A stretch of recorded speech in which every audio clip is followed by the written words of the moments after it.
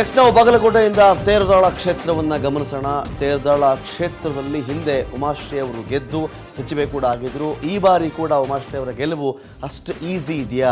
ಶಂಕರ್ ಬಿದ್ರಿ ಅವರು ಕೂಡ ಪ್ರಯತ್ನವನ್ನು ಪಡ್ತಾ ಇದ್ದಾರೆ. ಆದರೆ ಬಿಜೆಪಿ ಟಿಕೆಟ್ ಕೊಡುತ್ತಾ ಕೊಡಲ್ವಾ ಅಥವಾ ಬೇರೆ ಏನು ಮಾಡ್ತಾರೋ ಅವರು, ಇದು ಕೂಡ ಕುತೂಹಲದ ಒಂದು ವಿಚಾರ ಆಗಿರುತ್ತೆ. ನೋಡೋಣ ನಾವು ತೇರದಾಳ ಕ್ಷೇತ್ರದಲ್ಲಿ ಡಿಸೈಡಿಂಗ್ ಫ್ಯಾಕ್ಟರ್ ಏನು ಅಂತ ಹೇಳಿ. ಜಾತಿವಾರು ನಾವು ಲೆಕ್ಕ ಹಾಕೊಂಡು ಹೋದರೆ ನೇಕಾರ ಸಮುದಾಯದ 60,000 ವೋಟ್ಸ್ ಇದೆ. ಉಮಾಶ್ರೀ ಅವರು ಕೂಡ ನೇಕಾರ ಸಮುದಾಯಕ್ಕೆ ಸೇರಿದಂಥವರು. ಲಿಂಗಾಯತ ಸಮುದಾಯದ 55,000 ಮತಗಳಿವೆ. ಹಿಂದುಳಿದ ವರ್ಗದ 45,000 ಮತಗಳಿದ್ರೆ ಅಲ್ಪಸಂಖ್ಯಾತ ಸಮುದಾಯದ 30,000 ಮತಗಳಿವೆ. ಇನ್ನು ಇಲ್ಲಿ ಲಿಂಗಾಯತ ಸಮುದಾಯ ಯಾರಿಗೆ ಒಲಿಯಬಹುದಾಗುತ್ತೋ ಅಥವಾ ಯಾರು ಹೆಚ್ಚಿನ ಮತಗಳನ್ನು ಸೆಳೀತಾರೋ ಅವರಿಗೆ ಇಲ್ಲಿ ವಿಜಯದ ಅದೃಷ್ಟ ಒಲಿಯಬಹುದಾಗುತ್ತೆ ಅಂತ ಹೇಳಲಾಗುತ್ತೆ. ಉಮಾಶ್ರೀ ಅವರು 2013ರ ಚುನಾವಣೆಯಲ್ಲಿ ಕೇವಲ 2,590 ಮತಗಳ ಅಂತರದಿಂದ ತೇರದಾಳ ಕ್ಷೇತ್ರದಲ್ಲಿ ಗೆದ್ದಿದ್ರು. ಸಚಿವೆ ಆಗಿದ್ದಾರೆ. ಏನಾದರೂ ಕೆಲಸ ಮಾಡಿದರೆ ಅವ್ರು ಗೆಲ್ಲೋ ಚಾನ್ಸಸ್ ಇರುತ್ತಾ ಇರಲ್ವಾ ಅಥವಾ ಬೇರೆ ಏನು ಅಪಾಯಗಳು ಕಾದಿದೆ, ಇದು ಕೂಡ ಕುತೂಹಲದ ಒಂದು ವಿಚಾರ ಆಗಿರುತ್ತೆ. ಇನ್ನು ಈ ಬಾರಿ ತೇರದಾಳ ಕ್ಷೇತ್ರದಿಂದ 2018ರ ವಿಧಾನಸಭಾ ಎಲೆಕ್ಷನ್ಗೆ ಸಿದ್ದು ಸವದಿ ಮತ್ತೆ ಟ್ರೈ ಮಾಡ್ತಾ ಇದ್ದಾರೆ. ಕೆಲವು ಮತಗಳ ಅಂತರದಿಂದ ಸಿದ್ದು ಸವದಿ ಸೋತಿದ್ರು. ಕಾಂಗ್ರೆಸ್ಸಿಂದ ಮತ್ತೆ ಉಮಾಶ್ರೀ ಅವರೇ ಕಂಟೆಸ್ಟ್ ಮಾಡುವ ಚಾನ್ಸಸ್ ದಟ್ಟವಾಗಿದೆ. ಇನ್ನು JDS ಇಂದ ಬಸವರಾಜ ಕೊಣ್ಣೂರ ಇಲ್ಲಿ ಮತ್ತೆ ಕಂಟೆಸ್ಟ್ ಮಾಡುವ ಚಾನ್ಸಸ್ ದಟ್ಟವಾಗಿದೆ. ನಾನು ತೇರದಾಳ ಬಗ್ಗೆ, ಚಂದ್ರಶೇಖರ್ ಅವರೇ, ತೇರದಾಳ ಕ್ಷೇತ್ರದಲ್ಲಿ ಉಮಾಶ್ರೀ ಅವರಿಗೆ ಈ ಬಾರಿ ಸಚಿವೆ ಆದಮೇಲೆ ಏನಾದರೂ ಕೆಲಸ ಮಾಡಿದ್ದಾರೆ ತೇರದಾಳದಲ್ಲಿ, ಅವರ ಕೆಲಸಗಳು ಸುರಕ್ಷೆ ಆಗಬಹುದಾಗತ್ತಾ ಅಥವಾ ಜಾತಿ ಸಮೀಕರಣ ಎಲ್ಲ ಮುಖ್ಯವಾಗುತ್ತಾ ಅಥವಾ BJP ಮತ್ತೆ ಒಗ್ಗೂಡಿರೋ ಕಾರಣಕ್ಕೆ? ನೋಡಿ, ಕಳೆದ ಬಾರಿ ಅಷ್ಟೆಲ್ಲ ವಿಭಜನೆಗಳಿದ್ದ ಹೊರತಾಗಿಯೂ 2,599 ಮತಗಳ ಅಂತರದಿಂದ ಮಾತ್ರ ಸಿದ್ದು ಸವದಿ ಸೋಲ್ತಾರೆ. ಈ ಬಾರಿ ಹೇಗಿದೆ ಚಿತ್ರಣ ಅಂತ? ಇವು ಎಲ್ಲವೂ ಸೇರಿ ಅಂದರೆ ಏನು ಎಕ್ಸ್ಪೆಕ್ಟೇಷನ್ ನಿರೀಕ್ಷೆ ಇತ್ತು ಉಮಾಶ್ರೀ ಅವರಿಂದ ಅದು ಆಗಿಲ್ಲ. ಓಕೆ. ಎರಡನೇದ್ದು ಹೋದ ಸಲ 3 ಪಾರ್ಟಿ ಆಗಿದ್ದು, ಇದು 1 ಪಾರ್ಟಿ ಆಗಿದೆ BJP.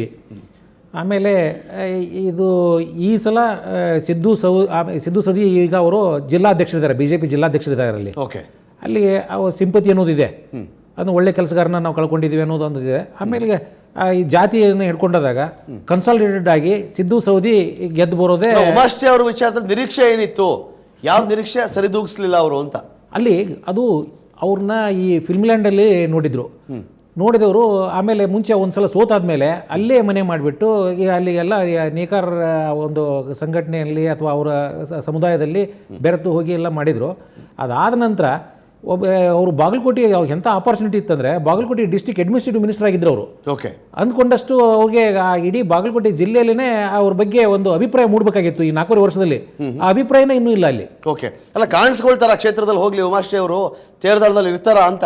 ತೇರದಾಳದಲ್ಲಿ ಸರ್ ಇದು ಏನಾಗುತ್ತೆ, ಎಲೆಕ್ಷನ್ ಬಂದಾಗ ಮಾತ್ರ ಆಗಲಿ ಅಥವಾ ಎಲೆಕ್ಷನ್ ಕಳ್ಕೊಂಡಾದ್ಮೇಲೆ ಹೋಗೋ ಚಾನ್ಸ್ ಇರುತ್ತೆ. ಓಕೆ. ಇವಾಗ ಅದು ಭಾಳ ಅಂದರೆ ಈ ವೀಕೆಂಡು, ಅದಕ್ಕಿಂತ ಮುಂಚೆ ಇವರು ಬೇರೆ ಬೀದರ್ ಜಿಲ್ಲೆಗೆ ಅಡ್ಮಿನಿಸ್ಟ್ರೇಟಿವ್ ಮಿನಿಸ್ಟರ್ ಆಗಿದ್ರು. ಓಕೆ. ಈ ಥರ ಬೇರೆ ಬೇರೆ ಕಾರಣಗಳಿಂದ ಅದನ್ನು ಕ್ಷೇತ್ರವನ್ನು ಅಷ್ಟು ಇವ್ರು ಏನು ಅಲ್ಲಿ ಜನ ನಿರೀಕ್ಷೆ ಮಾಡಿದ್ರು ಅದು ಅವ್ರಿಗೆ ಈಡೇರಿಸಕ್ಕೆ ಆಗಿಲ್ಲ. ನಿಮ್ಮ ಪ್ರಕಾರ ಮತದಾರ ತಿರಸ್ಕರಿಸ್ತಾನೆ ಉಮಾಶ್ರೀ ಅವರು ಕೆಲಸ ಮಾಡಲಿಲ್ಲ ಇಲ್ಲಿ, 100%. ರಮಾಕಾಂತ್ ಅವರೇ, ಇನ್ನೊಂದು ನಾನು ಆವಾಗಲೇ ಹೇಳಬೇಕಾಗಿತ್ತು. ಓಕೆ. ಬೀಳ್ಗಿ ಮತ್ತು ಜಮಖಂಡಿ ಇದರಲ್ಲಿ ಮುರುಗೇಶ್ ನಿರಾಣಿ ಅವರು ಬೀಳ್ಗಿಗೆ ತಾವು ಮುಂಚೆ ಅಲ್ಲಿ ಕಳ್ಕೊಂಡಿದ್ದು ಅದು ಅವ್ರ ಕ್ಷೇತ್ರ. ಅದು ಅದರ ಜೊತೆಗೆ ಹೋದ ಸಲ ಜಮಖಂಡಿಯಲ್ಲಿ KJP ಇಂದ ನಿಂದಂತ ಉಮೇಶ್ ಮಹಾಬಳಿ ಶೆಟ್ಟಿ ಅವ್ರನ್ನ ಸುಮಾರು ಈ 4.5 ವರ್ಷದಿಂದ ಕ್ಯಾಂಡಿಡೇಟ್ ಅಂತ ಬಿಂಬಿಸ್ತಾ ಇದ್ದಾರೆ. ಓಕೆ. ಈ ಕೊನೆಯ ಟೈಮಲ್ಲಿ ಈಗ ಅವರು ತಮ್ಮ ಸಂಗಮೇಶ್ ನಿರಾಣಿನ ಕ್ಯಾಂಡಿಡೇಟ್ ಅಂತ ಮಾಡ್ತಾ ಇದ್ದಾರೆ. ಓಕೆ. ಶ್ರೀಕಾಂತ್ ಕುಲಕರ್ಣಿ ಕುಟುಂಬ ರಾಜಕಾರಣವನ್ನ ಮಾಡ್ತಾವ್ರೆ. ನಿರಾಣಿ ಅವರ ಒಬ್ಬ ಬ್ರದರು ವಿಧಾನ ಪರಿಷತ್ ಸದಸ್ಯ, ನಿರಾಣಿ ಇನ್ನೊಬ್ಬ ಬ್ರದರ್ ಸಂಗಮೇಶ್ ನಿರಾಣಿನೂ MLA ಆಗಬೇಕು, ಮುರುಗೇಶ್ ನಿರಾಣಿನೂ MLA ಆಗಬೇಕು. ಅಂದ್ರೆ ಬಾಗಲಕೋಟೆ ಜಿಲ್ಲೆಯನ್ನ ಪೂರ್ತಿ ತಮ್ಮ ಸ್ವಾಧೀನಕ್ಕೆ ಒಳಪಡಿಸ್ಕೊಂಡು ಪಾಳೆ ಪಟ್ಟು ಮಾಡ್ಕೊಳ್ಳೋದಕ್ಕೆ ನಿರಾಣಿ ಹೊರಟಿದ್ದಾರೆ ಅಂತ. ಇದು ಈಗ ಅವರು ಒಂದು ಜಾಣತನದ ಡಿಸಿಷನ್ ಏನು ತಗೋಬೇಕಂದ್ರೆ, ಒಂದು ಕ್ಷೇತ್ರಕ್ಕೆ ಸೀಮಿತ ಆಗಿ ಅದಕ್ಕೆ ಪೂರ್ತಿ ಅಲ್ಲಿ ಸೀಮಿತವಾಗಿನೇ ಕೆಲಸ ಮಾಡಬೇಕು ಅವರು. ಅಂದ್ರೆ ಅವ್ರಿಗೆ ಜನಪ್ರಿಯತೆನೂ ಉಳಿಯುತ್ತೆ, ಅವ್ರಿಗೆ ಕೆಲಸ ಮಾಡ್ಲಿಕ್ಕೆ ಅನುಕೂಲ ಆಗುತ್ತೆ, ಈ ಅಪವಾದದಿಂದ ಹೊರಗೆ ಬರಕ್ಕೆ ಅನುಕೂಲ ಆಗುತ್ತೆ. ಮಧ್ಯಪ್ರಕಾಶ್ ಅವರೇ, ನಾನು ತೇರದಾಳಕ್ಕೆ ಒಂದು ಪ್ರಶ್ನೆ ಕೇಳಕ್ಕಿಂತ ಮುಂಚಿತವಾಗಿ ಈ ಕ್ಷೇತ್ರ ಬದಲಾಯಿಸ್ತಾರಲ್ಲ ಯಾವುದೋ ಹೆದರಿಕೆಯಿಂದ ನನಗೆ ಗೆಲ್ಲಲ್ಲ, ಈ ಬಾರಿ ಯಾಕೋ ಜಿಲ್ಲೆ ಜನ ನನ್ನ ವಿರುದ್ಧವಾಗಿದ್ದಾರೆ ಅಥವಾ ಕ್ಷೇತ್ರ ಜನ ನಂಗೆ ವಿರುದ್ಧವಾಗಿದ್ದಾರೆ ಅಂತ ಹೇಳಿ, ಆ ರೀತಿ ಕ್ಷೇತ್ರ ಬದಲಾದಾಗ ಈ ರಾಜಕಾರಣದ ಇತಿಹಾಸದಲ್ಲಿ ಗೆದ್ದಿರೋ ಉದಾಹರಣೆ ಎಷ್ಟು, ಸೋತಿರೋ ಉದಾಹರಣೆ ಎಷ್ಟು ಅಂತ? ರಮಾಕಾಂತ್ ಅವರ ಕ್ಷೇತ್ರ ಬದಲಾವಣೆಗೆ ಒಂದು ಅದ್ಭುತವಾದ ಉದಾಹರಣೆ ಅಂತಂದ್ರೆ ನಮ್ಮ ಸನ್ಮಾನ್ಯ ದೇವೇಗೌಡರು 2 ಕ್ಷೇತ್ರದಿಂದ ಸ್ಪರ್ಧೆ ಮಾಡಿದ್ರು. ಓಕೆ. 1999ರಲ್ಲಿ ಅವರು ಹೊಳೆ ನರಸೀಪುರದಿಂದ ನಿಂತರು, ಕನಕಪುರ ವಿಧಾನಸಭಾ ಕ್ಷೇತ್ರದಿಂದನೂ ನಿಂತರು. ಸೋತರು ಕನಕಪುರದಲ್ಲಿ. ಇಲ್ಲ ಎರಡೂ ಕಡೆ ಸೋತರು. ವೀರೇಂದ್ರ ಪಾಟೀಲ್ರು ಒಂದು ಭಾಷಣ ಮಾಡೋರು, ಹೊಳೆ ನರಸೀಪುರಕ್ಕೆ ಹೋದ್ರೆ ಏನಪ್ಪಾ ನಿಮ್ ದೇವೇಗೌಡರು ದೊಡ್ಡ ಲೀಡ್ರು, ಕನಕಪುರದಲ್ಲಿ ಗೆಲ್ತಾರೆ, ಪಾಪ ಪುಟ್ಟಸ್ವಾಮಿಗೌಡರನ್ನು ಗೆಲ್ಲಿಸ್ಕೊಳ್ಳಿ, ಅವಾಗ ನಿಮ್ಗೆ ಇಬ್ಬರು ಲೀಡರ್ ಸಿಗ್ತಾರೆ ಅನ್ನೋರು. ಕನಕಪುರದಲ್ಲಿ ಹೋಗ್ಬಿಟ್ಟು ನೋಡ್ರಿ ದೇವೇಗೌಡರು ಅವರೂರಲ್ಲಿ ಗೆದ್ದೇ ಗೆಲ್ತಾರೆ, ಕನಕಪುರದಲ್ಲಿ ಇಲ್ಲಿರೋ ಕಾಂಗ್ರೆಸ್ ಕ್ಯಾಂಡಿಡೇಟ್ನ ಗೆಲ್ರಿ ಅನ್ನೋರು. ಹಾಗಾಗಿ ಆ ಚುನಾವಣೆಯಲ್ಲಿ ದೇವೇಗೌಡರು ಅಲ್ಲೂ ಸೋತರು, ಇಲ್ಲೂ ಸೋತರು. ಓಕೆ. ಹಾಗಾಗಿ ಅದೊಂದು ಅದ್ಭುತವಾದಂತಹ ಉದಾಹರಣೆ. ಕ್ಷೇತ್ರ ಬದಲಾವಣೆಯನ್ನ ಮಾಡಿಕೊಂಡಂತಹ ಸಂದರ್ಭದಲ್ಲಿ ಒಂದು ಮೆಸೇಜು ತುಂಬಾ ಸ್ಪಷ್ಟವಾಗಿ ಹೋಗುತ್ತೆ. ಏನು ಅಂತ ಅಂದ್ರೆ, ಇವರು ಕ್ಷೇತ್ರ ಬದಲಾವಣೆಯನ್ನ ಮಾಡ್ಕೊಳ್ತಾ ಇರೋದು ಸ್ವಕ್ಷೇತ್ರದಲ್ಲಿ ಗೆಲ್ಲೋದಕ್ಕೆ ಸಾಧ್ಯ ಇಲ್ಲ, ಸಂದೇಶ ಬದಲಾವಣೆ ಮಾಡ್ಕೊಳ್ತಾ ಇದ್ದಾರೆ ಅಂತ. ಆದ್ರೆ ಎಸ್.ಎಂ. ಕೃಷ್ಣ ಅವರು ಮದ್ದೂರಿಂದ ಚಾಮರಾಜಪೇಟೆ ಬಂದು ನಿಂತು ಗೆದ್ರು. ಆದ್ರೆ ಒಂದು ಮೆಸೇಜ್ ಏನೋಯ್ತು ಗೊತ್ತಾ? ಎಸ್.ಎಂ. ಕೃಷ್ಣ ಅವರು ಮದ್ದೂರಲ್ಲಿ ಗೆಲ್ಲೋದಕ್ಕಾಗಲ್ಲ ಅಂದ್ರೆ ರಾಜ್ಯದಲ್ಲಿ ಗೆಲ್ತಾರ, ಅದರಿಂದ ಗೆಲ್ಲೋದಕ್ಕಾಗಲ್ಲ ಅಂತ ಒಂದು ಮೆಸೇಜ್ ಹೋಯ್ತು.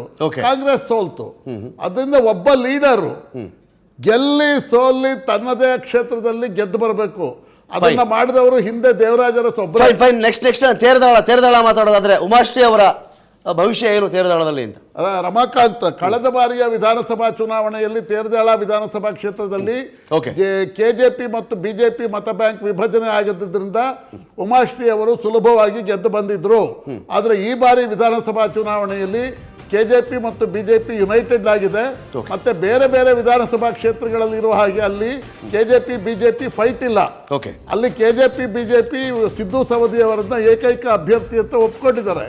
ಹಾಗಾಗಿ ಸುಲಭವಾಗಿ ಸಿದ್ದು ಸವದಿ ಅವರು ಉಮಾಶ್ರೀ ಅವರನ್ನ ಸೋಲಿಸಿ ಗೆಲ್ತಾರೆ.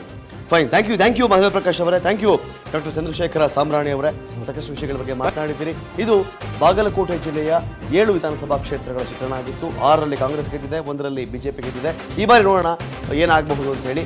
ನಾಳೆ ಮತ್ತೊಂದು ಜಿಲ್ಲೆ ಬಗ್ಗೆ, ವಿಧಾನಸಭಾ ಕ್ಷೇತ್ರಗಳ ಬಗ್ಗೆ ಮಾಹಿತಿ ಕೊಡ್ತೀನಿ ಅಂತ ಹೇಳ್ತಾ ಚರ್ಚೆ ಮುಗಿಸ್ತಾ ಇದ್ದೀನಿ. ನಮಸ್ಕಾರ.